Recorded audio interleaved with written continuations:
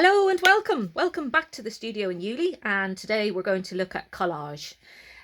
So I'm taking an image that I found on the internet, just a very simple image of a fox, and I've chosen this one specifically because it's got this very fleecy, hairy coat, and I can use torn pieces for that.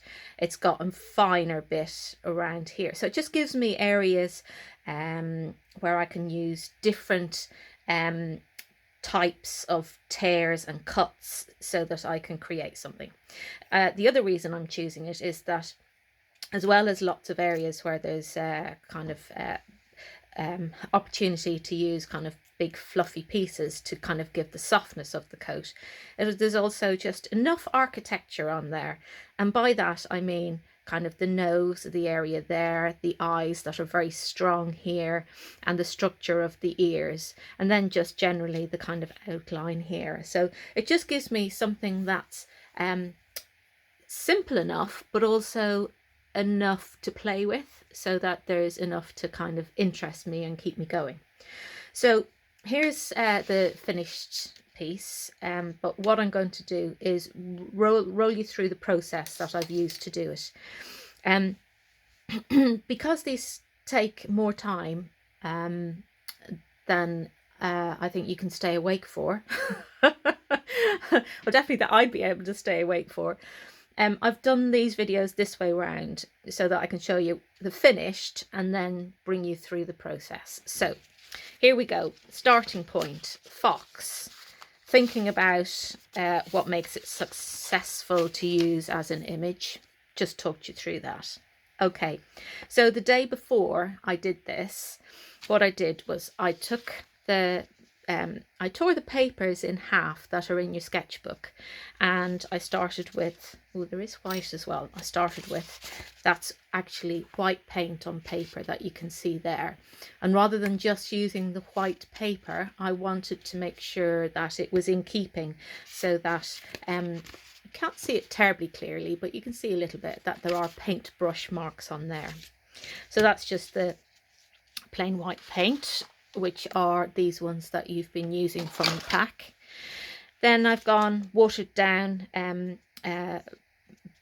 black with maybe a little bit of white, and then pretty similar the grey paint with some white bits on there, so that it's going to give me that feathery hair feel to it. So that what I've done is I've made a palette. So when those of you that have done mosaic with me, when you've painted your own tiles, this is the same thing as what you've done. You've painted your tiles, created a palette, and then you've been able to use them in the mosaics that you've done. And again, same kind of thing. So using, and then back in here, using a bit of yellow in there, and then some of the ochre, and then moving into burnt sienna and a bit of burnt umber, just so that you're getting quite a variety in there. Okay, same kind of thing. Again, starting with burnt sienna and then a bit burnt umber on top of it. So again, you're getting depth to it. Yeah, self-evident. This one just a bit more black mixed in with it. And again, a little bit more black mixed in with that one, so that I'm giving myself lots of tones. And again, you can see that it's all got brush marks in it. Okay, so from that, let's push them out of the way. What we've got then is we've got our fox. So what I did was a very simple, which you'll be able to vaguely see on there, a very simple pencil drawing. Just to help me, really. From that, I then have thought, okay, so I'm going to start on the outside of the fur, the hair, and work my way in, almost like a roofer would on a roof, starting with the roof tiles at the bottom and working inwards. So what I've done here is I've torn a piece along the perpendicular, so that I've got the lines or brush strokes going that way, because what I've then done is just cut not cut, torn pieces like that. I just find it easy, the easiest kind of method I've done is just to rotate it backwards and forwards. That way you're ending up with them roughly the kind of same kind of size like that. Sorry if it's a bit basic to kind of explain that to you, but I always think it's best to start with thinking that somebody knows nothing rather than some people know some things. So anyway, starting with pieces like that, as you can see there, and then these are the pieces that would have been started from the outside like that. If I just do it here, you'll see it better. Starting on the outside like that.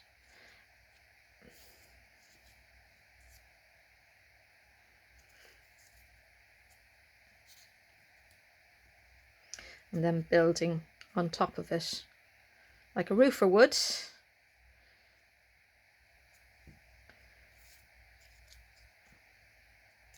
And you'll see then you're just getting that kind of layering. Now each piece can be kind of glued down flat, and the glues that we're using are these ones that will be in your pack. They're here now, but like magic, they'll be in your pack. Magic, hey? Right, so that's that in terms of using those pieces along there. And I'll pop that down there. Oops, okay. So I'll come back to that one. So you can see here what I've done is I've kind of done all the outside areas moving into that kind of white tummy area there. Just leaving a space because the white will then sit on top of it. You can see I've just kind of oozed the glue out, and then I just kind of move it around a bit and stick it on. The great thing about the PVA glue is, I'd like to just show you this here. You can't see any of the glue because it just kind of soaks back into it. Sometimes you'll see a slight shine, maybe, like because I know that there was quite a bit more glue around the eyes. But I don't think even, you know, I can see it because I know what I'm looking for, but you wouldn't necessarily kind of notice that. Okay, back to this. But you can see, you know, there's a fair bit of glue on there, so don't be shy.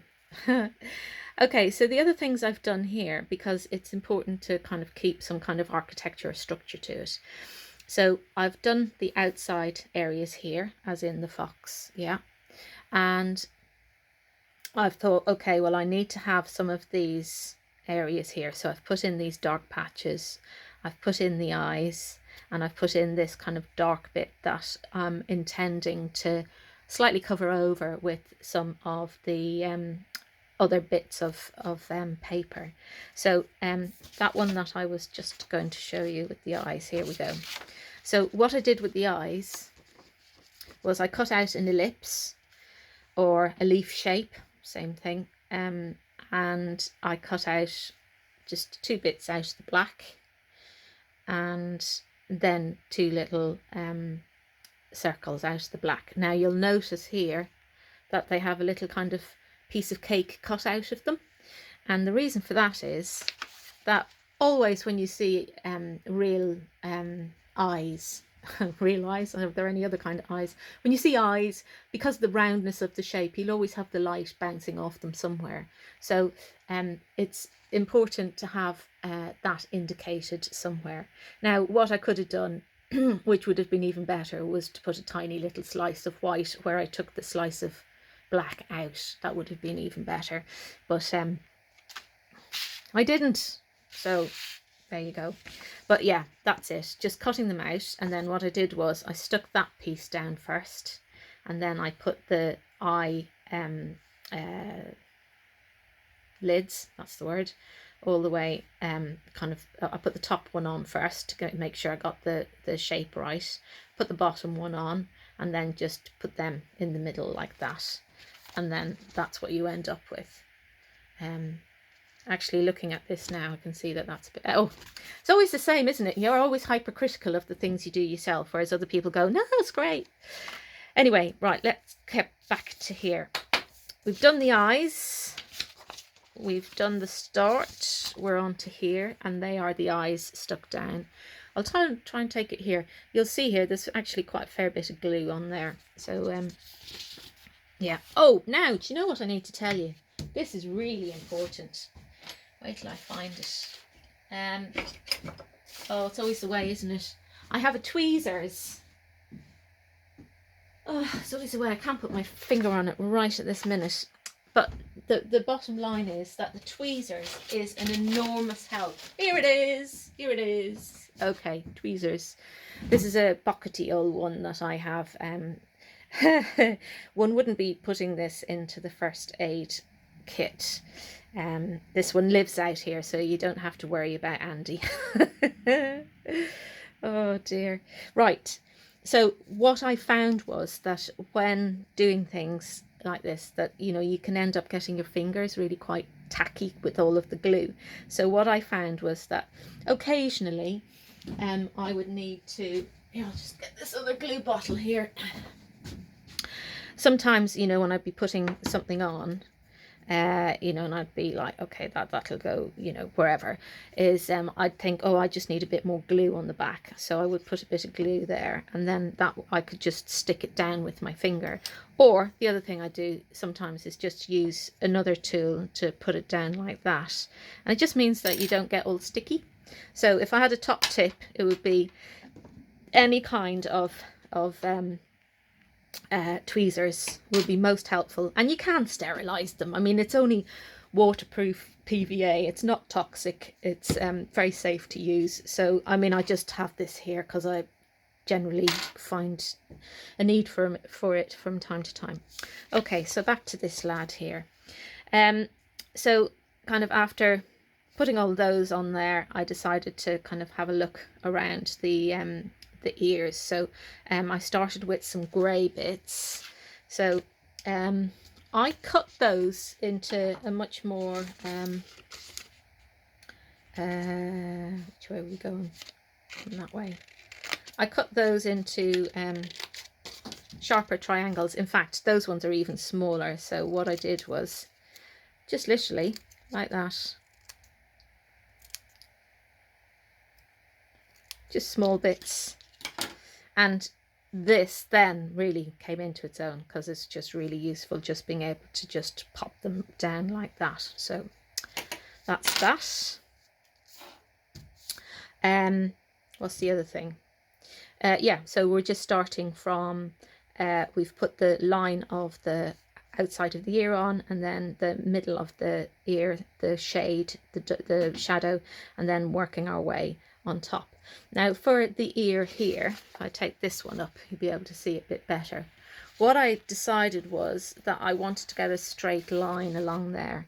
So what I did was I got the shape of the ear, made sure that that was what I wanted. Yeah. So let's just take that bit out there. And I've made sure that the lines are going the right way. And then what I did was just nipping into it in a kind of haphazard kind of way, because I wanted it to be just a little bit hairy like that. So you can see that, whoops, going out of, there we go.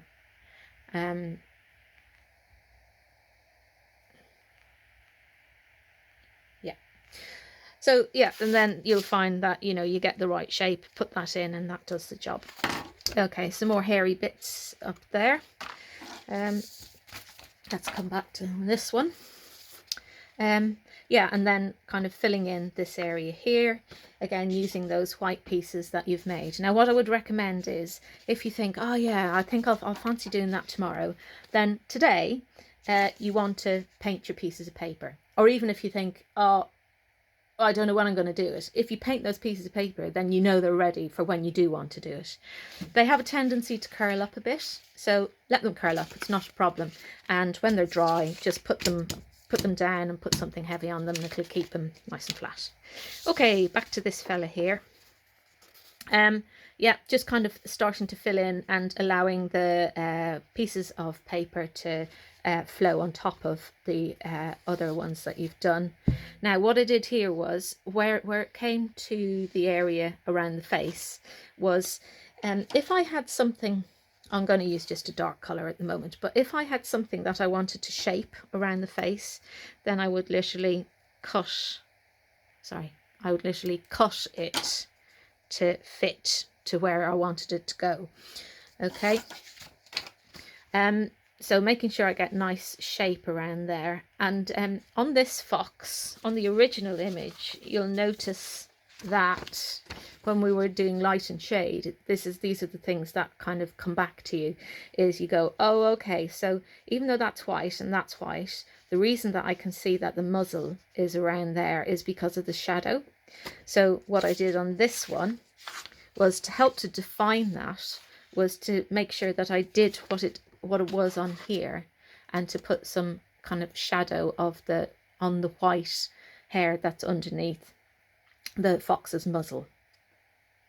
Okay. And then I just from that point literally just kind of filled in those areas wherever I felt, and cut out those areas in the black, and that's what you end up with. So it's fun, it's nice, you get really quite absorbed into it. It doesn't have to be a fox, it could be a bird, it could be a fish, it could be whatever you like. I mean, it doesn't have to be a live thing, it could be a leaf form. I mean, really the world is your oyster.